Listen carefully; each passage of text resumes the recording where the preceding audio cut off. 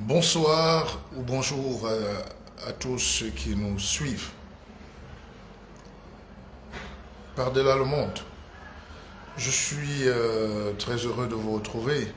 C'est pas courant. En plus que ma page où j'ai 20 000 abonnés ou plus est piratée, donc ça c'est une nouvelle page. J'espère que cette vidéo sera suivie ou qu'elle sera largement partagée. Voilà, donc je reviens sur l'essentiel de ce que je vous porte comme enseignement depuis des années. Les enseignements visent juste la transformation de l'homme. Les enseignements visent à avoir une vie qualitative, sinon on va perdre les repères moraux. Pour moi, la vie, c'est les repères, et on ne peut pas vivre si on n'a pas de repères. Et j'ai écrit tout à l'heure sur mon statut WhatsApp que finalement, on n'a jamais vu un continent qui célèbre tellement la médiocrité, tellement la bêtise qui alimente les conflits et la guerre civile. Donc voilà nos vrais problèmes. Et ça, j'essaie de réfléchir comment on peut faire. Comment on peut faire demain pour s'en sortir? Parce que ce n'est pas possible. C'est pas possible. Les gens sont tellement émotifs. Et je vous disais, regardez à quoi servent les réseaux sociaux chez les Européens. Ça sert à améliorer la vie. Ça sert à vendre. Ça sert à la publicité, au marketing. Chacun vient présenter ce qu'il a de meilleur. Aux États-Unis, les réseaux sociaux, Facebook, tout, c'est pour que les gens augmentent leur portefeuille client, augmentent leur auditoire, augmentent les connaissances, qu'ils suivent les guides, qu'ils suivent ceux qui connaissent, qu'ils suivent les exemples. Il y a un milliardaire américain qui s'appelle Warren Buffett. Warren Buffett fait des vidéos tous les jours.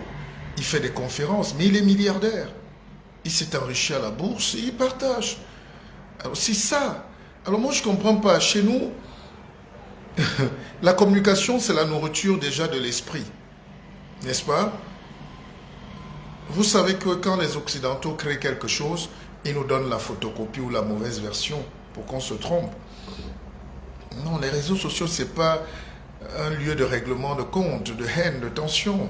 Mais bon, je sais que ça ne vous intéresse pas, mais c'est quand même triste de le constater. Et puis, deuxième chose, nous avons 3,5 milliards de personnes connectées sur Facebook. C'est un marché énorme. On peut vivre et gagner sa vie sur Facebook. On peut réfléchir, on peut... Je ne sais pas. Ça pose quand même des questions, non? Pourquoi nous, on est toujours... Pourquoi on fait toujours tout à l'envers? Pourquoi on va toujours vers des choses inutiles? Et ça, je n'arrive pas à comprendre. Je n'arrive pas à le comprendre. Partout où on veut mettre l'homme noir à l'épreuve, il amène la médiocrité. En réalité, les réseaux sociaux n'ont même rien changé. N'accusons pas les réseaux sociaux. Les réseaux sociaux montrent juste qui nous sommes. Notre fragilité mentale, intellectuelle. Notre manque de discernement, nos émotions. Regardez les dernières querelles entre les Camerounais et les Ivoiriens. Les gens jouent, mais ils ne savent pas que ça peut sortir du cadre du football pour entrer dans le cadre de la diplomatie, la politique, dont la guerre. On peut tuer des gens perdent leur vie dans ces conneries-là. Et puis il y a des gens qui sont excités là derrière. Qui vous a donné la parole? Qui a donné la parole à toutes ces prostituées, à tous ces gens de petite valeur? C'est ça le piège aujourd'hui, c'est-à-dire on vous fait croire, c'est-à-dire on est en train de produire une société des anti-valeurs. Personne n'est parfait, mais nous tendons à être parfaits. Vous comprenez? La vie, c'est pour vendre les modèles. Et les modèles, c'est dans le sport, les modèles, c'est dans la culture, les modèles, c'est en politique, les modèles, c'est dans la société. Les modèles, c'est le rêve. Sinon, pourquoi éduquer nos enfants? Et c'est ça le problème. Pourquoi éduquer nos enfants? Pourquoi donc se battre pour payer les écoles, les études et tout, si après on va célébrer le bandit parce qu'il a acheté un terrain ou construit une maison ou deux voitures qui brillent? Nos jeunes filles, nos jeunes garçons se disent, mais papa, pourquoi aller à l'école si on peut tuer et acheter une grosse voiture, si on peut tuer et acheter une grosse maison? Je sais que beaucoup essayent de justifier ça. Non. Le monde a toujours été construit par des valeurs. Ça, ne vous trompez pas. Le monde... Mais pourquoi éduquer nos enfants? Pourquoi nous fumons donc en cachette? Pourquoi certains parents fument la cigarette mais dehors ou en cachette? Hein? Parce que si tu fumes devant tes enfants, ils seront des fumeurs. Si tu voles devant tes enfants, ils seront des voleurs. Si tu tues devant tes enfants, ils seront des criminels. Si tu violes les femmes devant les enfants, ils seront... Donc, le but de la vie, ce n'est pas pour nous-mêmes, c'est pour nos enfants. L'éducation, ce n'est pas pour nous. Votre éducation, je ne suis pas responsable. Chacun est comme il est. Mais l'éducation, c'est pour ceux qui doivent nous suivre demain. C'est nos enfants. C'est nos nièces, nos tantes, nos cousines, nos petits frères, nos petites sœurs. La prostitution n'est pas une valeur. Et moi, je suis choqué quand vous êtes au Cameroun, comme en ce moment, vous êtes sur un plateau de télé et un abruti vient dire que la prostitution est bien, ça rapporte de l'argent. Et puis, comme si on ne le savait pas. Tout le monde sait, mais on n'a pas le droit de le dire. Parce qu'il y a des enfants qui vont croire que c'est normal. Il y a des jeunes filles qui vont croire que c'est normal. Elles vont tourner le dos à l'école pour aller se mettre à la rue. Avec tous les risques qu'il y a avec. Elles vont abandonner l'effort qu'il faut pour réussir, pour aller chercher la facilité de l'argent. Vous savez, j'ai très mal pour ce continent. J'ai très mal pour l'Afrique parce que je sais comment ça finit ces choses-là. J'ai vu une jeune sœur hier qui a montré une vidéo d'une prostituée de luxe qui dépensait son argent. Mais vous savez que l'argent là vient d'où? Vous savez que ça vient d'où?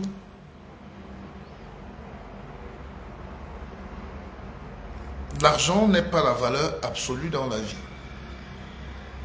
La prostitution n'est pas une valeur tout court. Le vol n'est pas une valeur. Le banditisme n'est pas une valeur. Voilà. C'est les contre-valeurs qu'on met dans nos sociétés pour qu'on ne se développe jamais. C'est pour ça que nos vidéos ne peuvent pas être aimées. Et la plupart des gens qui vont essayer de dénigrer ou combattre, c'est des gens qui profitent de ce système. Mais je ne suis pas naïf. C'est la mafia qui dirige le monde. Bon, dites-le donc à vos enfants, ne payez plus l'école et laissez vos enfants devenir des mafiosi. Vous savez, Pablo Escobar a été tué en 93. C'était le plus grand trafiquant de drogue du monde. Mais il a construit toute une ville en Colombie. Hein. C'était beau, l'école était gratuite dans sa ville. Il a même construit les hôpitaux. Mais à la fin, on l'a quand même tué. Et l'État a racheté la ville pour enlever son nom. Voilà.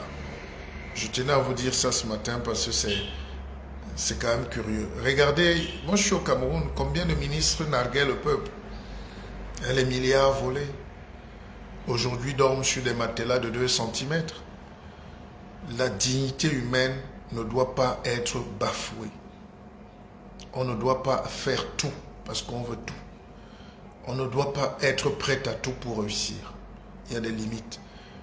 Moi-même qui vous parle, il y a des tentations tous les jours.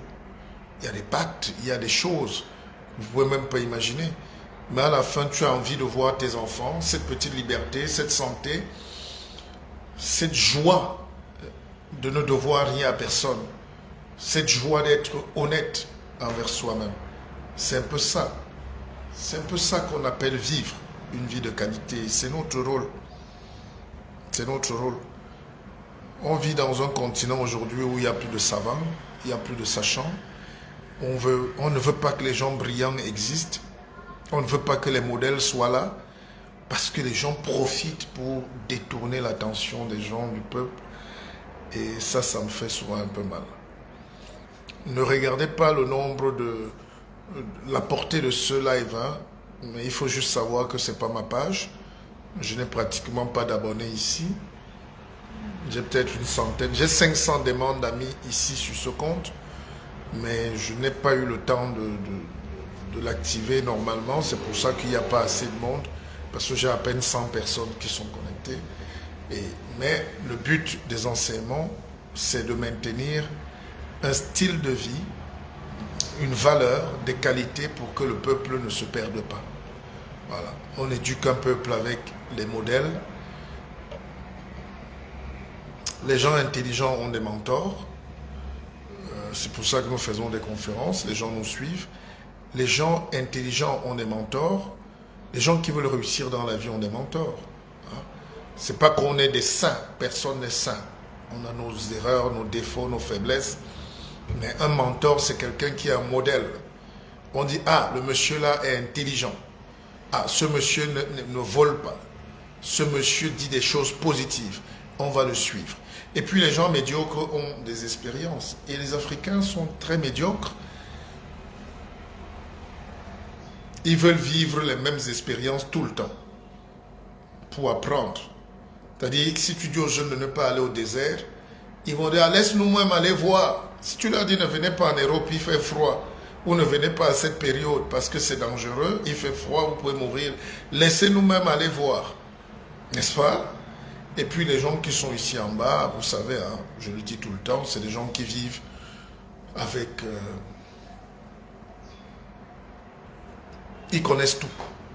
Les ignorants connaissent tout. Avec eux, ce n'est pas la peine. Il faut les laisser vivre comme ils sont. Et je ne veux pas croire que mon continent ou les Africains aiment être dans l'ignorance. Voilà. Alors, moi, je n'avais pas beaucoup de choses à vous dire ce matin. Vous m'avez interpellé sur quelques questions. Et je disais simplement que on a laissé Facebook entre les mains de tout ce qui est négatif. L'Afrique, c'est comme ça. Tous les voyous partaient du monde entier pour venir acheter les esclaves. Aidés par les propres Africains parfois. L'Africain est opportuniste. Quand c'est son intérêt, voilà. L'intérêt direct, c'est la nourriture. C'est la pyramide de Maslow, mais au bas échelle, la nourriture. Tu es un homme dans la société quand tu as volé ou quand tu es riche, quels que soient les moyens. Tu parles fort dans la famille quand tu as les moyens. Or, on peut célébrer d'autres choses. On peut célébrer l'intelligence aussi. Il faut laisser la place aux savants. Depuis que je parcours les réseaux sociaux, je n'ai jamais vu, même en Chine, les idiots avoir autant de succès qu'en Afrique. Je n'ai jamais vu ça. Je n'ai jamais vu un continent où on déteste les gens qui apportent le savoir. Je n'ai jamais vu un continent où on célèbre des voyous, des idiots, des prisonniers, des voleurs, des prophètes, de la sorcellerie. Mais bon, c'est la vie qui veut ça. Ça ne sert à rien de lutter contre ces gens. C'est un rapport de force. Et le rapport de force n'est pas en notre faveur. Il faut laisser. Il faut laisser ce monde aller comme il va. Moi, ça ne me choque pas. Je ne suis pas surpris. J'attendais qu'on se serve de Facebook pour faire des enseignements, éduquer, donner des conseils aux jeunes filles, essayer d'apporter un peu quelque chose de positif. Mais tous les gens qu'on suit, c'est des influenceuses. Mais il y a aussi des influenceuses inutiles, négatives. Chaque chose dans la vie est binaire. Il y a le côté positif et le côté négatif. Et la négativité est plus forte. La négativité est plus forte. On va parler là, on va tout dire. Quelqu'un va tout venir dire gloire à Jésus-Christ, il aura 100 000 vues. Alors qu'il ne sait même pas écrire son nom, mais il peut quand même parler de la religion des autres. Vous allez voir une fille là qui n'a rien à proposer. Et regardez comment nos sœurs se gâtent la peau aujourd'hui. J'ai décidé de ne pas en parler parce que, voilà. J'étais dans le bureau d'une dame ici à Yaoundé qui cherchait à me voir. Elle vend des produits cosmétiques, elle est très connue. Ou les mèches, les produits cosmétiques. Et elle transpirait d'une très mauvaise sueur. Ça s'appelle une sueur chimique. C'était un magma, c'était même pas la sueur. Et elle avait des gens, des femmes qui étaient alignées, qui venaient chercher les produits décapants. J'étais très mal à l'aise, mais je n'ai rien dit parce que c'est ça l'Afrique. Je ne lui ai même pas fait la remarque parce que si tu lui dis que le glutathione qu'elle vend là à ses sœurs, à ces dames-là, c'est le cancer, je n'ai rien dit. J'étais dans un ministère l'autre jour, toutes les femmes qui sortaient de là étaient très brunes, mais artificiellement. Je n'ai rien dit. J'étais là il y a 3 mois, toutes ces femmes, la plupart étaient noires. Et ces gens viennent s'asseoir, mais il faut que l'État sévisse quand même à un moment. Si tu es brune comme nos sœurs de Tchangla, si tu es métissée naturellement, si tu es là, il n'y a pas de problème. Il y a des régions au Cameroun où les femmes sont très claires de peau, un peu comme ça frise même l'albinisme. Mais on a ça, si tu es métissée. Mais on ne peut pas célébrer une femme. Il y a même une femme qui est députée qui vend les produits décapants. On devait l'exclure de l'Assemblée. C'est un danger public pour les jeunes filles, pour la femme. Et le débat peut aller plus loin, même sur les mèches. C'est un crime. Mais si tu dis ça, tu t'attaques aux affaires des gens. Si tu dis des choses comme ça, tu vas t'attaquer à des lobbies très puissants qui vont payer. Si tu dis des choses, comme la dernière fois je suis passé à la télé, avant que ces histoires d'influenceuses, tout ça là commence, j'ai dit, mais un ministre ne peut pas venir recevoir des danseuses et leur donner un montant, des centaines de millions pour vendre un événement comme la Coupe d'Afrique. Vous avez vu, ces mêmes ministres, ces mêmes gens-là, ces petits secteurs-là ont payé des gens sur Internet pour détruire des icônes que nous sommes. Ils n'ont rien à dire, ils n'ont rien à fouiller. Mais ils ont quand même écrit des choses graves pour nous attaquer directement. Et moi, j'ai appelé un de ces ministres, je dis, vous croyez caché, quand vous serez à Kondengui, j'espère que vous allez avoir le courage de m'appeler et de dire encore qu'on vient écrire sur vous, sur RFI, et qu'on aille dire aux Blancs d'aider pour qu'on vous libère. Quand vous êtes si puissant, quand vous volez l'argent du peuple, quand vous avez des marchés entre petits copains, vous méprisez les gens et vous attaquez les gens. Demain, quand on va vous arrêter, quand votre président va vous arrêter comme un voyou, j'espère que vous aurez aussi le courage de revenir nous dire, d'aller secouer un peu les Blancs là-bas pour qu'on vous libère. Ce que nous, on sait faire. Et on ne le fera pas. Donc, nous vivons une époque aujourd'hui quand même terrible. Hein? Terrible. Vous voyez, on peut vous prendre même en politique.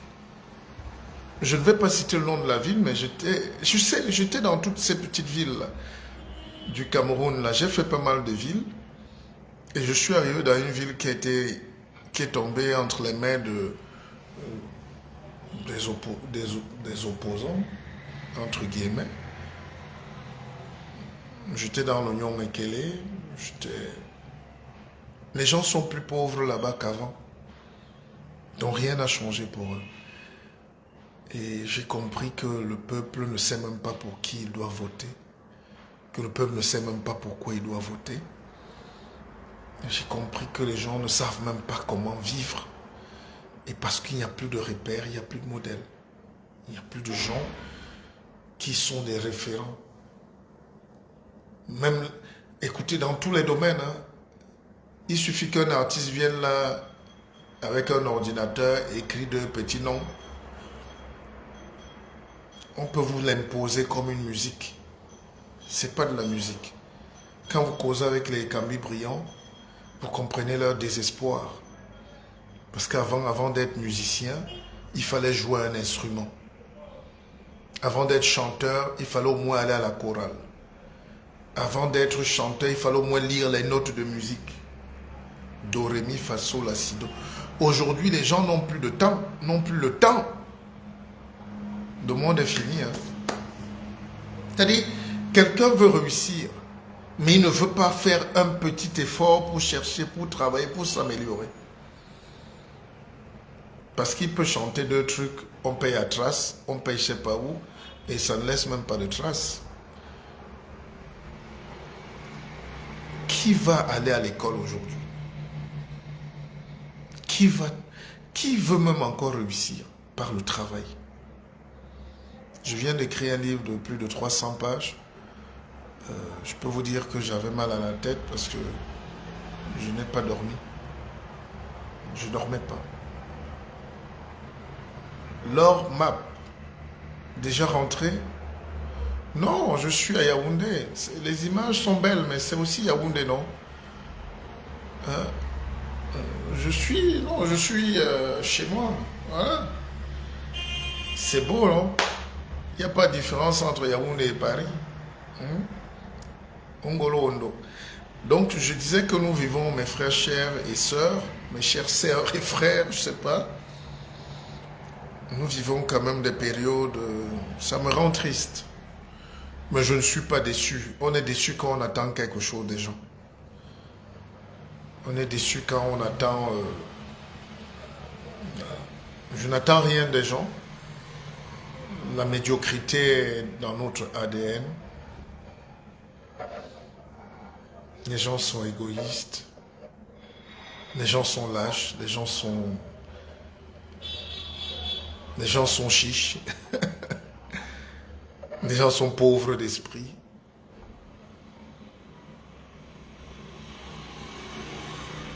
Les gens, c'est-à-dire l'Afrique a tous les maux du sous-développement. Voilà. C'est-à-dire on aligne tout ce qui est négatif dans le continent que Dieu lui-même a créé, le premier continent, mais tout ce qui marche est négatif. C'est-à-dire, je ne sais pas comment vous expliquer. Je ne sais pas comment vous expliquer. Tout ce qui est négatif est partagé. Tout ce qui est médiocre est partagé. Tout ce qui est sale, c'est pour ça que tout est sale. On ne se rend même pas compte. Tout est sale dans la ville, dans la rue, au marché, la poussière. Mais c'est la saleté, c'est la médiocrité. Ça ne dérange personne. Ça ne dérange personne.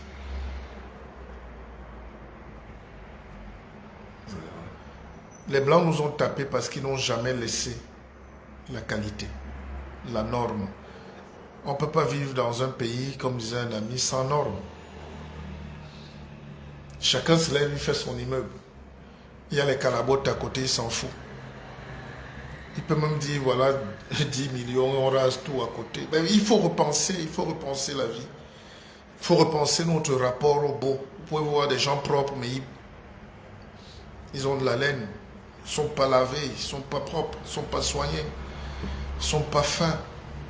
Et cette grossièreté physique va avec la grossièreté morale, l'immoralité ensemble. On a des gens qui ont étudié, qui sont allés à l'école, mais ils n'ont pas aidé les gens à se développer. On conserve tout. Voilà. Alors, voilà ce que j'avais à dire ce matin. S'agissant de la Côte d'Ivoire, ne laissez plus les gens ignorants dans les deux camps. Il y a des affaires. Ce qui me déçoit par exemple en Côte d'Ivoire, c'est que tous les voyous sont les rois à la télé et sur les réseaux sociaux. Ce qui me déçoit au Cameroun aussi, c'est que tous les voyous et toutes ces filles de petite valeur là sont très suivies par nos jeunes. Et ça peut amener la guerre civile. Donc soyez prudents, soyez modérés et aimez-vous. Voilà. Bonne journée. Moi je vais à mes occupations. J'adore Yaoundé. Je m'en vais manger un petit soya. Pour ceux qui veulent me retrouver, venez à Elixono, c'est père. Il y a un petit soya là. C'est là où le pépé, le moulette, s'assoit pour manger le soya. Allez, à tout à l'heure. Bonne journée.